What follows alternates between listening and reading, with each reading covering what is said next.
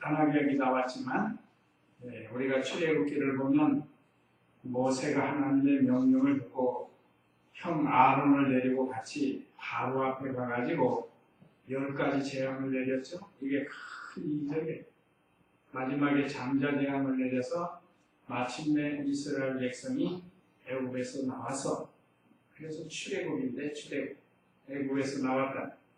그래서 광야 40년을 통과하게 됩니다. 연단의 과정인데, 연단의 과정. 사실 이 광야에 나와서 곧바로 가게 되면 이 가나안 땅은 10하루길이라고 했습니다. 10하루길.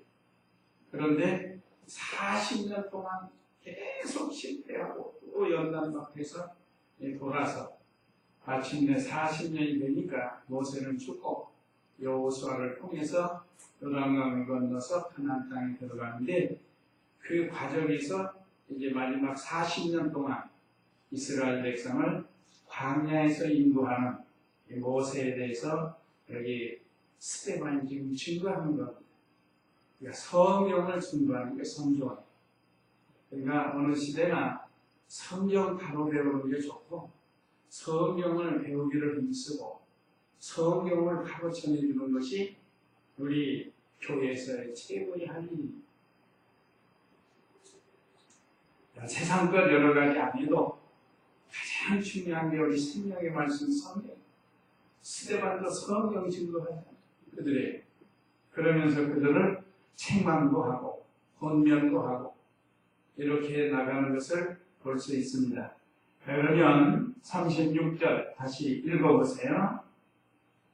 이 사람이 이집트 땅과 홍해와 광야에서 40년 동안 놀라운 일들과 표적들을 행하며 백성들을 끌어내고 이스라엘 자손에게 하나님께서 너희를 위하여 너희 형제들 가운데서 나와 같은 한 선지자를 일으키실 것이다 라고 말한 모세이다. 예.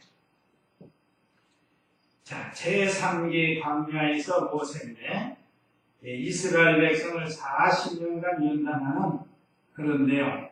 자, 이 사람 모세를 가르칩니다. 이 사람이 이집트 땅과 홍해와 광야에서 40년 동안 놀라운 일들과 표적들을 행하여 백성들을 이끌어내고 그랬습니다. 첫 번째, 이집트 땅에서 대표적으로 아까 말씀드린 몇 가지 재앙이에요? 10가지 재앙이에요. 피, 개, 이, 파, 장. 장은 맨날 독종, 또 악질, 또 그다음에 우바, 메뚜기 재앙, 흑암 재앙, 창자 재앙, 이렇게 해서 10가지. 다 외웠는데 그러면 이런 10가지. 처음엔 피 재앙으로부터 시작해서 우리가 보면 피 재앙 내릴 때 애굽의 술사들도 하죠. 애굽의 술사들도 해요. 그것까지는. 그 다음에 두 번째 할 때가 개구리죠. 개구리 이적을 행할 때도 애굽의 술사들이 또 해요. 거기까지. 그 다음에 세 번째부터는 못 하죠? 세 번째부터는 못 해.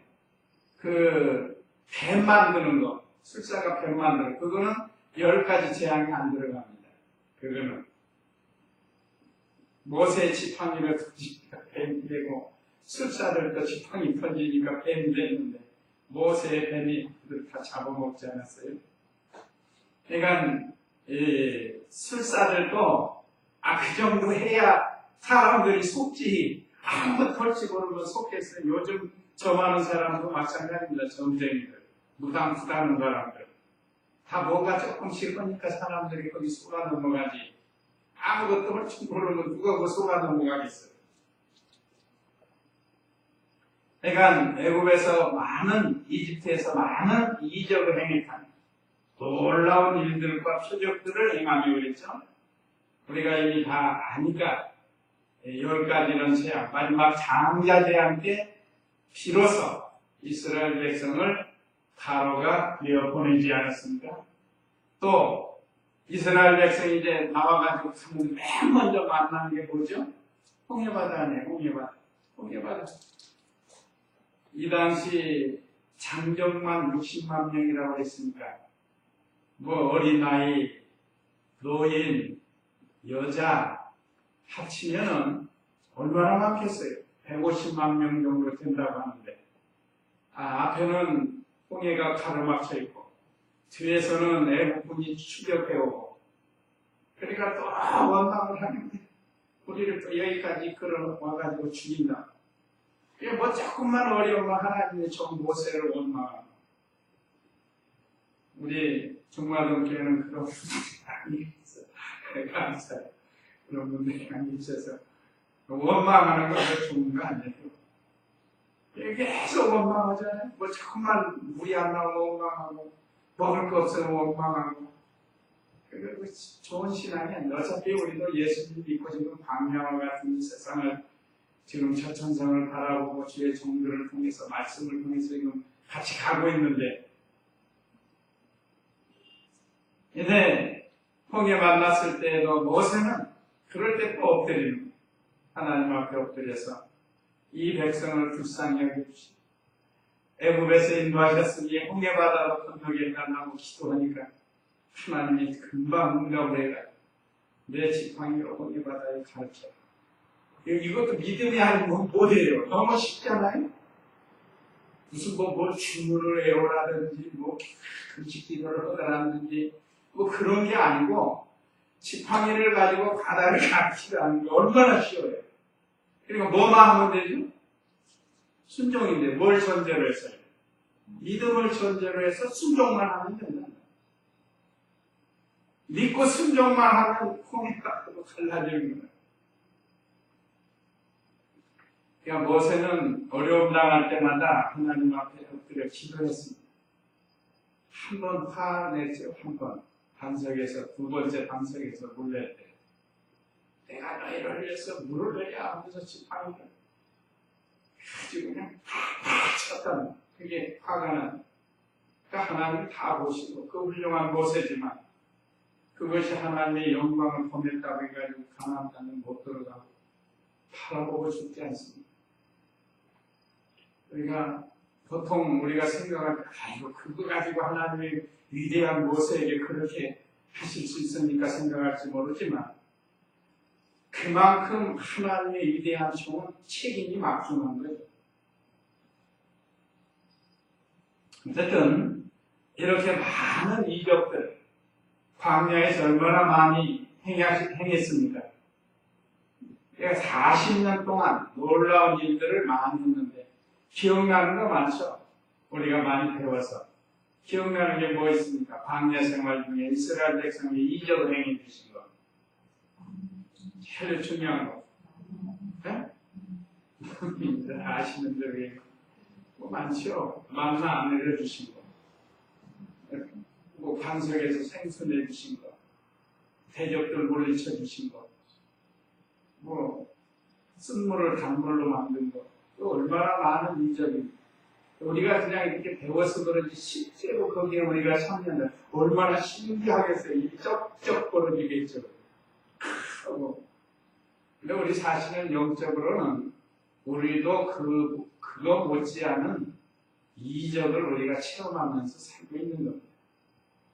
먼저 제가 자주 말씀드린 것처럼 애국과 같은 이 세상, 바로와 같은 마귀의 세력에서 우리 예수 그리스도의 십자가 부활의 이적을 통해서 우리의 죽었던 영을 살려주신 것이 얼마나 큰 이적인지, 너무 커서 우리 성도들이 귀한 줄 모릅니다.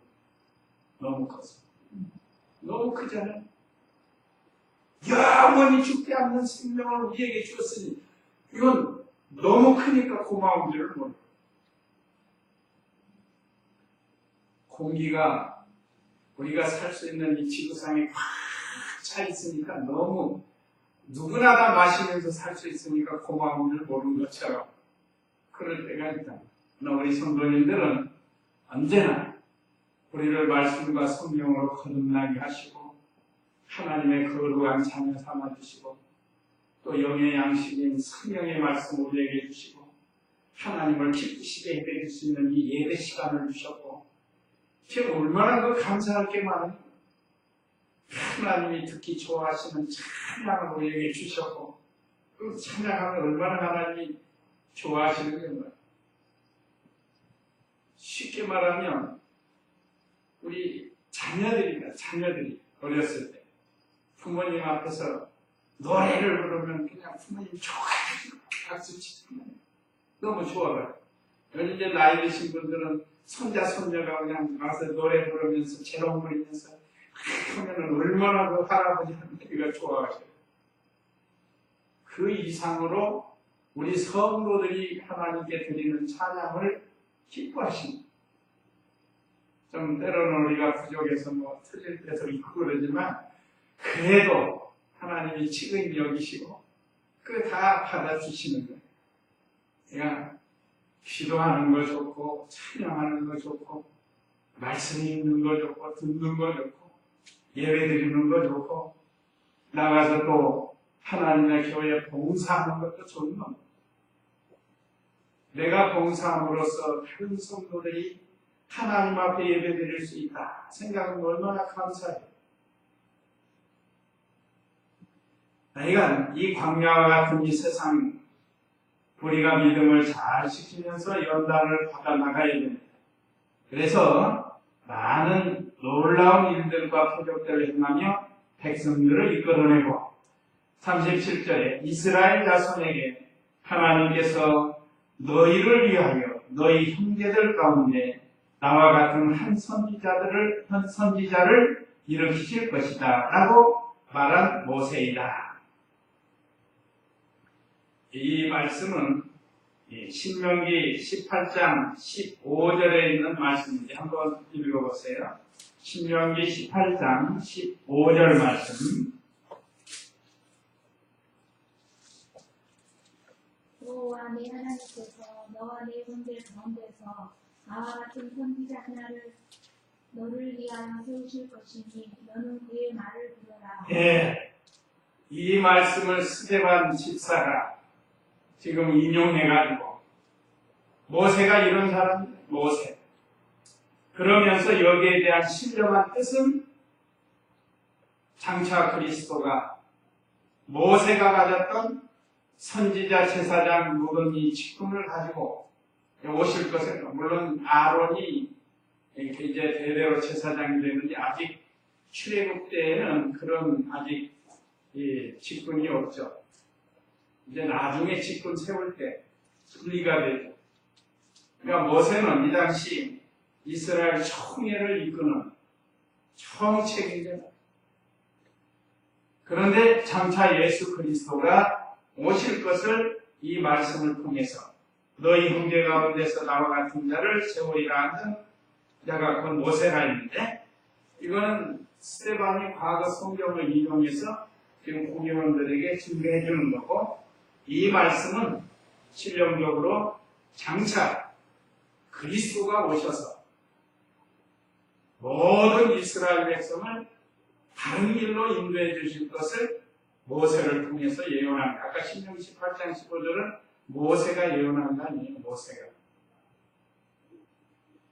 그래서 스데반 집사가 이 말씀을 인용해서 그들에게 증거했습니다. 그 다음에 38절 읽어보세요. 그가 시내산에서 자신에게 말한 행사가 우리 조상들과 함께 광야교회에 있었으며 또 살아있는 말씀을 받아 우리에게 주었다. 그러나 우리 조상들이 그에게 순종하지 않고 오히려 그를 부정하여 그의 마음을 이기도록 하며 아론에게 말하기를 우리를 위하여 우리를 인도할 신들을 만들어라. 우리를 이집트 땅에서 인도해낸 모세가 어떻게 되었는지 우리가 알지 못한다 하고. 자, 그가 시내산에서 자신에게 말한 천사와 그러니까 모세에게 말한 천사와 우리 조상들과 함께 광야 교회에 있었으며 이 광야 하나님 섬기는 교회란다. 광야 역사적으로 광야 교회.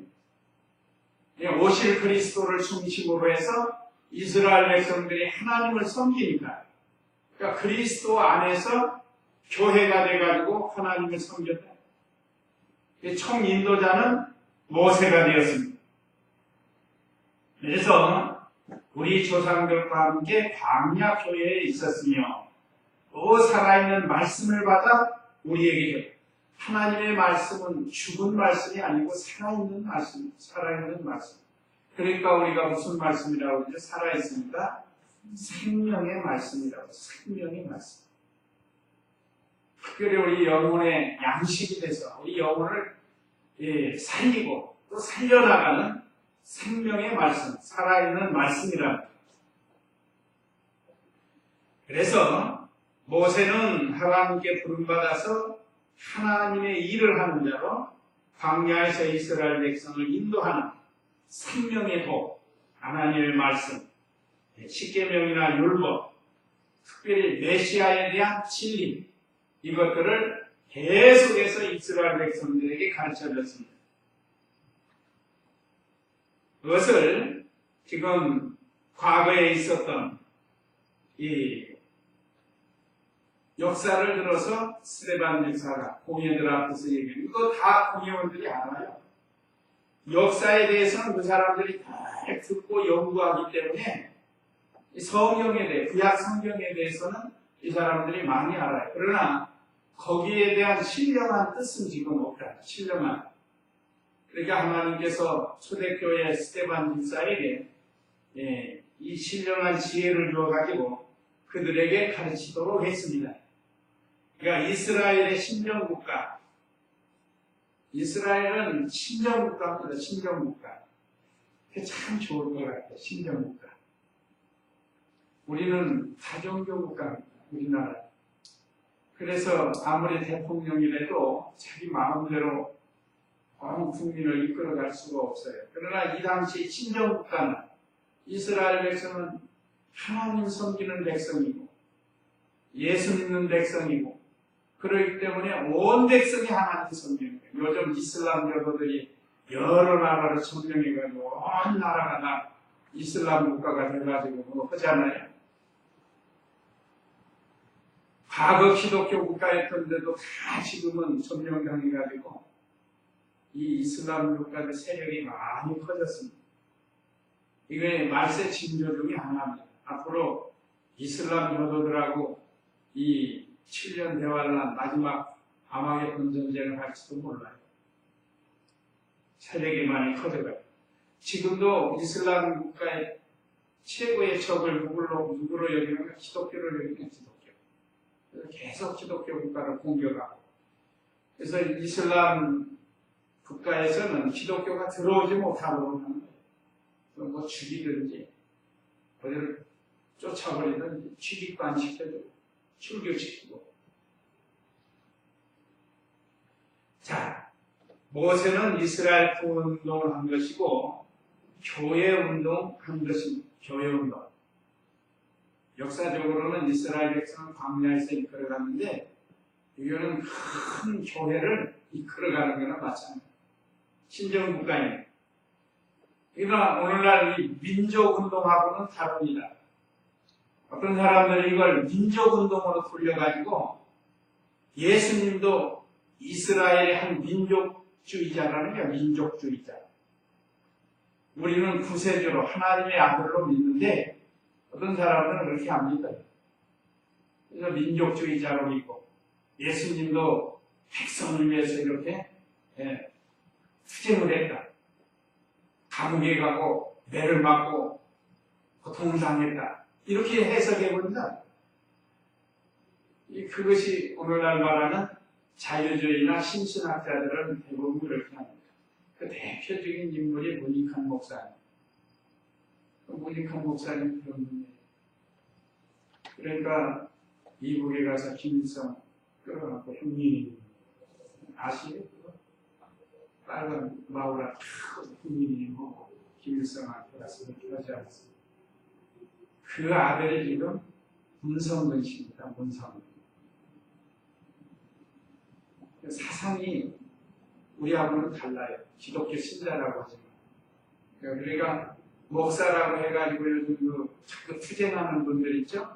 그분들은 다 이 민족주의적인 신앙을 가졌기 때문에 우리처럼 이 영적인 신령하고 그런 믿음이 아니에요. 그래서 목사님들이 막 이거 하다가 감옥에 가고 오는 분들이 있잖아요. 우리는 세상 운동하는 게 아닙니다. 마귀와의 전쟁이고 영적인 싸움인데 무슨 우리가 민족주의자가 아니에요. 예수님도 마찬가지고 모세도 마찬가지고. 그러나 이 당시 온 이스라엘의 실제로 많은 민족이 모세를 존경하게 됩니다.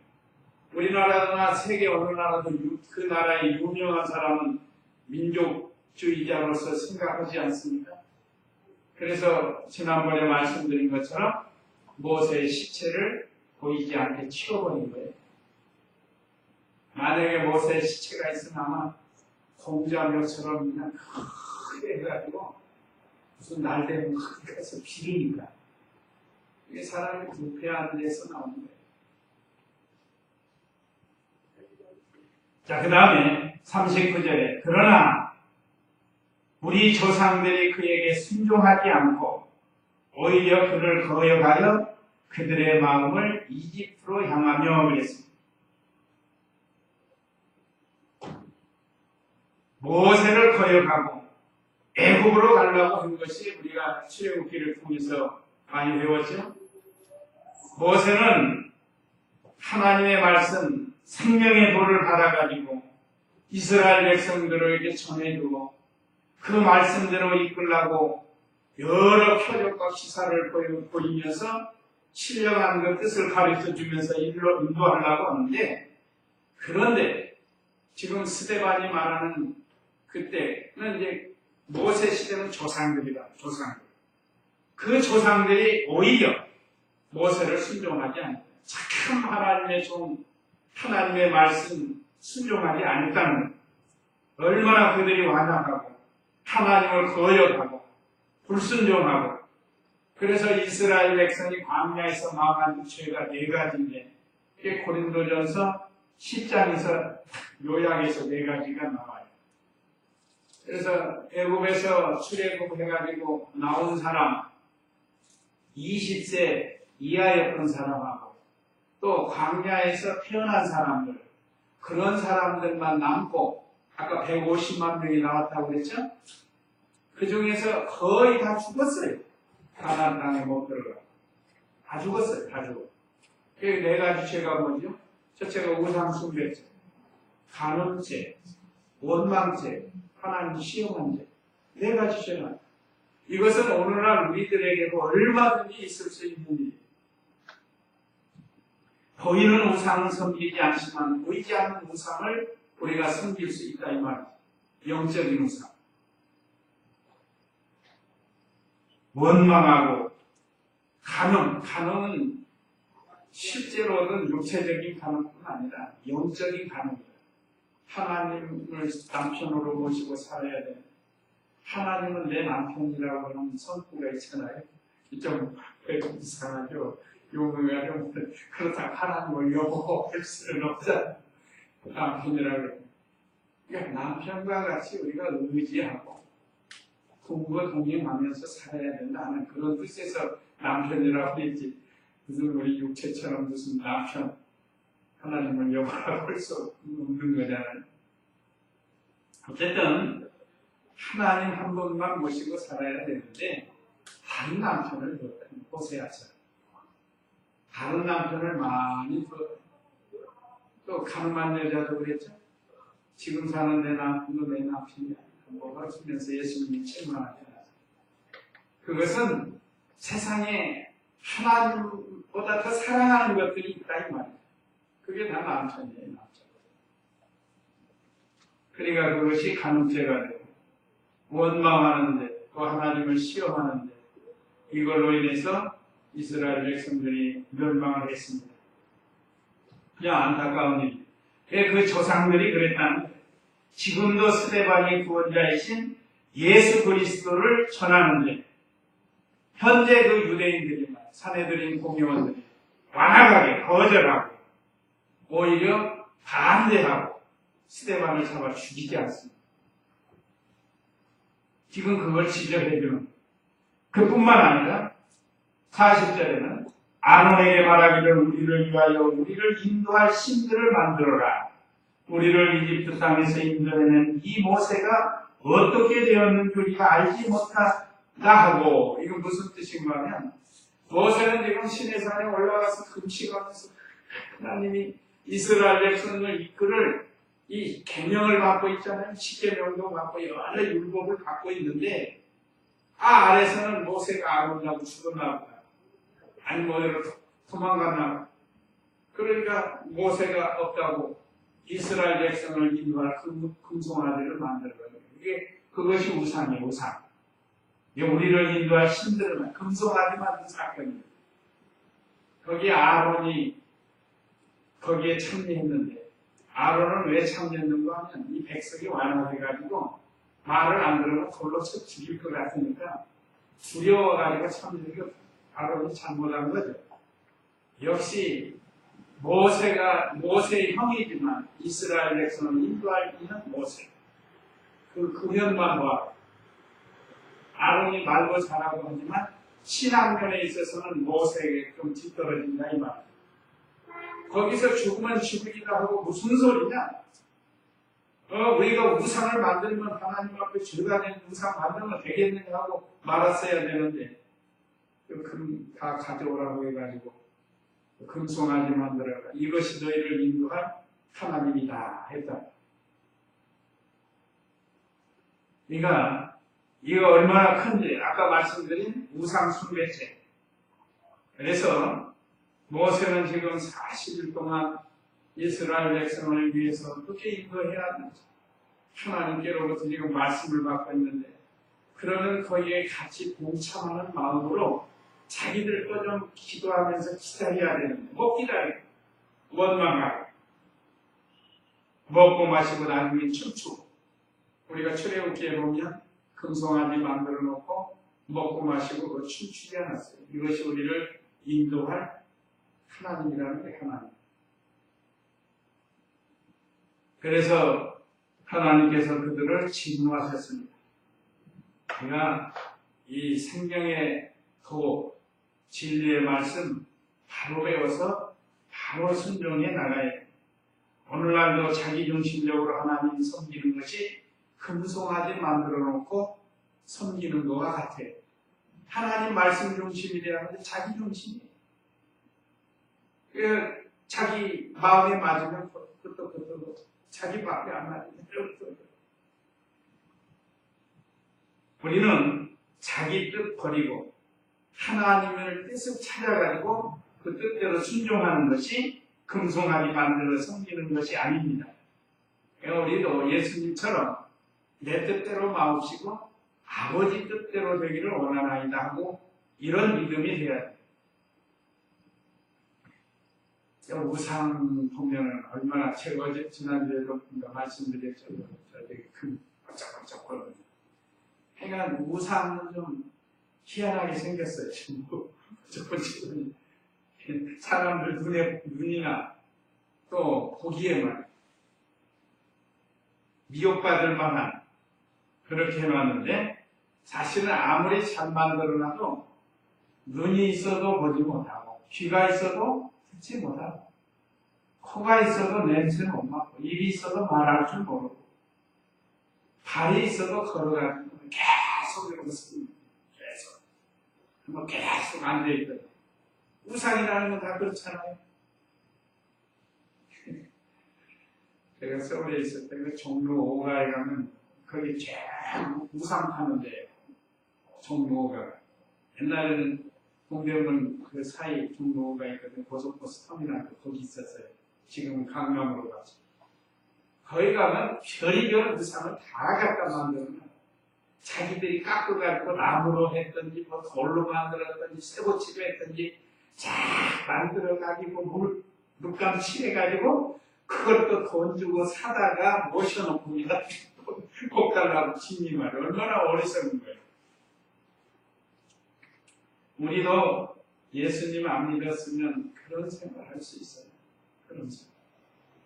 그런데 예수님 믿고 바른 신앙 가지고 살 수 있어서 얼마나 좋은지.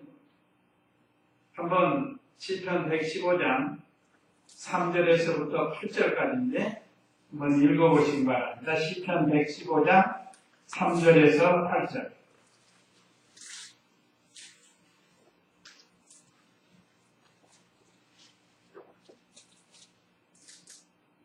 읽어보세요.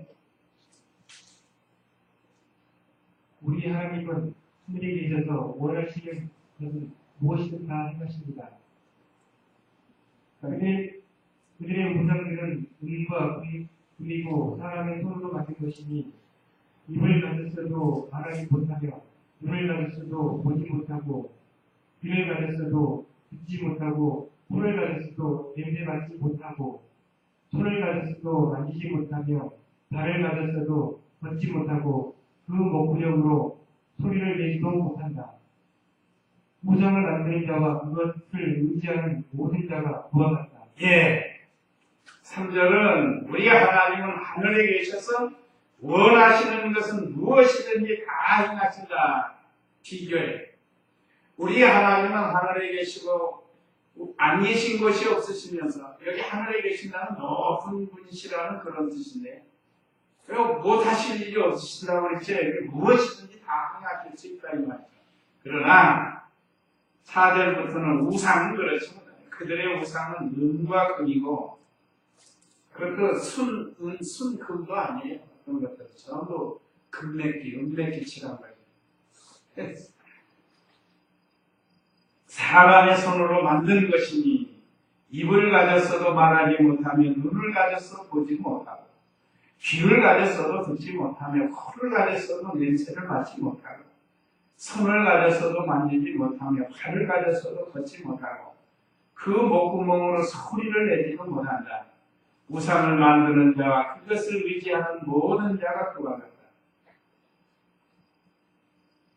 허수아비 우자이라 혼상상 우상이란 우상. 그러니까 허수아비 같이 속이는 역할만 하는 거예요. 이런 것은 우리 주일 학생들에게도 이렇게 잘 가르쳐주면 좋겠어요. 어려서부터 이거 확실히 알아라. 그러나 우리 하나님은 하늘에 계셔서 원하는 것은 다 무엇이든지 다 행하시는 하나님이시다. 우리에게 이렇게 바로 가르쳐줬습니다. 그 다음에 41절 읽어보세요. 그때에 그들이 송아지를 만들어 그 우상에게 제물을 바치고 자신들의 손으로 만든 것들을 기뻐하였다. 그러자 하나님께서 돌아서시고 그들이 하늘에 그들에게 이르하는 것을 내버려 두셨다.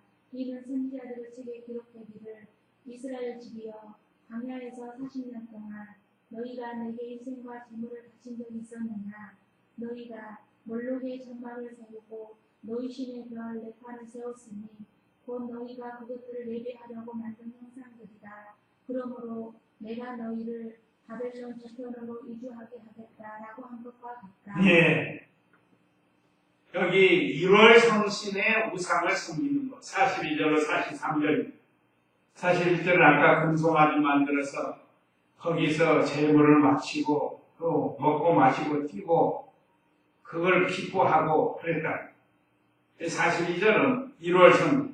그러자 하나님께서 돌아서시고 그들이 하늘의 병들에게 예배하는 것을 내버려두셨다. 이미 가르쳐줬는데 듣지 않고 내버려두면 버리기를 작정하는 거예요. 이는 선지자들의 책에 기록되기를 이스라엘 집이여 광야에서 40년 동안 너희가 내게 희생과 제물을 바친 적이 있느냐. 너희가 몰록의 장막을 세우고 우상 숭배하면서 우상에게는 여러 가지 갖다 주면서 하나님께는 제대로 드리지 않는다. 너희 신 별 레판을 세웠으니 곧 너희가 그것을 예배하려고 만든 형상들이다. 그러므로 내가 너희를 바벨론 저편으로 이주하게 갔다. 이스라엘 백성이 바벨론 나라에 돌아가서 끌려갔나요? 하나님 앞에 우상 숭배하면 그와 같이 하나님이 진노하시고 내버려 두시고 버리신다. 제가 여러분에게 얘기한 모든 피조물은 우리가 섬김의 대상이 아닙니다. 우리가 오직 섬길 뿐 하나님밖에 없어요. 그리고 모든 피조물은 이용해서 하나님 섬기는 겁니다. 그러니까 절대 피조물을 경배해서는 안 돼요. 어디 가서 묘에 가서 절한다든지 또 붓기에 대해서 경배한다든지 그것도 해서는 안 돼요. 안 해도 돼요. 가서 붓기 앞에는 갈 수 있죠. 그렇지만 그냥 안 하면 되는 게 안 하고 그 시간에 뭐 하면 되겠죠? 눈 감고 기도하면 돼요. 저도 예비군 훈련 때 영전장에 모여가지고 뭐 붓기에 경례하고 또 뭐 있죠? 뭐 신국 선열을 위한 묵념 그것도 있어요. 그것도 안 해요. 우리는. 그냥 그 시간에 그냥 기도하는 거죠. 저 사람들 나라를 위해서 우리는 주의 나라를 위해서 승리를 위하여 이런 식으로 기도하는 거예요. 그러니까 어떤 피조물도 섬겨서는 안 돼요. 경배의 대상이야. 붓기는 인격이 아니기 때문에 그건 뭐 절하거나 뭐 경배의 대상이 아니야. 하여간 이 이스라엘 백성들이 1월 성신을 우상으로 섬긴 것. 여기 네판의 별은 아수르인들이 숭배하는 토성을 뜻한다고 합니다. 토성. 하여간 어떤 피조물이라도 우리는 섬기지 말고 오로지 하나님만 섬기는 그런 우리가 되는 마지막 44절 읽어보세요. 언약에서 우리 조상들에게 증거를 장막했었으니 그것은 모세에게 말씀하신 분께서 그가 본 모형대로 만들도록 명령하신 것이었다. 우리 조상들이 여호수아와 함께 그것을 받아서 하나님께서 우리 조상들 앞에서 쫓아내신 이방인의 땅으로 가지고 들어와 닿을 때까지 거기에 있었다. 예, 이 증거의 장막, 성막. 하나님 섬기는 장막. 모세 때 만듭니다. 출애굽기 또 레위 민수기 이런 데 보면 하나님이 그 장막을 만드는 법을 가르쳐 줘서 모세 때 장막을 만들어요. 그러다가 이제 다음에 나오는 다윗의 아들 솔로몬 때 이제 건물, 성전을 만들어서 섬기게 되는데 이 당시에는 건물로 만들 수가 없어요. 여러분과 하나님이 이동하라면 이동해야 되니까. 그러니까 이동식 말하자면 성막이에요. 하나님 섬기는 하나님께 제사 드리는 그런 장막을 세웠는데 자 여기 44절에 보면 광야에서 우리 조상들에게 증거의 장막이 있었으니 그것은 모세에게 말씀하신 분께서 하나님께서 그가 본 모형대로 만들도록 명령하신 것이다. 하나님이 다 설계해서 모세에게 다 보여줬다. 이렇게 하라고. 그러니까 우리 조상들이 여호수아와 함께 그것을 받아서 하나님께서 우리 조상들 앞에서 쫓아내신 이방의 땅으로 가지고 들어와 닿을 때까지 거기에 있었다. 이 신령한 뜻은 장차 속죄의 주인공이신 예수 그리스도께서 모든 택한 백성들의 죄를 대신 짊어지시고 십자가에 구속해 주실 것을 예표하는 것이 장막에서 번제단 또 분향단 만들어 놓고 거기에서 제물을 드려서 하나님 앞에 흠양되도록 한 것입니다. 이 안마당에는 번제단이 있고 지성소 안에는 분향단이 있습니다. 그래서 1년에 한 번씩 대제사장이 방을 달린 옷 입고 들어가서 백성을 대표해서 제사를 드리는 그것이 분향단이고 그 다음에 여러 가지 죄 짓고 오면은 그 분향단에서 짐승에다가 안수하고 안수하는 건 내 죄를 내가 죽어야 되는데 이 짐승이 대신 죽습니다. 거기서만 끝나는 게 아니고 장차 예수님께서 내 대신 이 짐승과 같이 피 흘려 죽으실 것을 믿습니다. 이거예요. 이거 없이 그냥 하면 살생하는 것이 되고 마는 거예요. 구약시대에는 앞으로 예수님이 오셔서 피 흘려 구속해 주실 것을 예표하면서 제물을 드린 겁니다. 이 신약시대는 이 제물이 예수님이 친 제물이 되어서 다 이루셨습니다. 그러니까 오늘 이 모세를 통해서 마지막 이제 마지막 80세에서 120세까지 40년간 광야 생활한 것을 통해서 우리에게 여러 가지 은혜의 말씀을 주셨습니다. 특별히 우상 숭배하다가 이스라엘 백성이 망했는데 우리는 이런 길 걸어가지 않도록 하고 또 이 민족이 이런 죄 때문에 멸망하지 않도록 우리가 늘 깨어서 기도해야 되겠습니다. 다 같이 기도하겠습니다.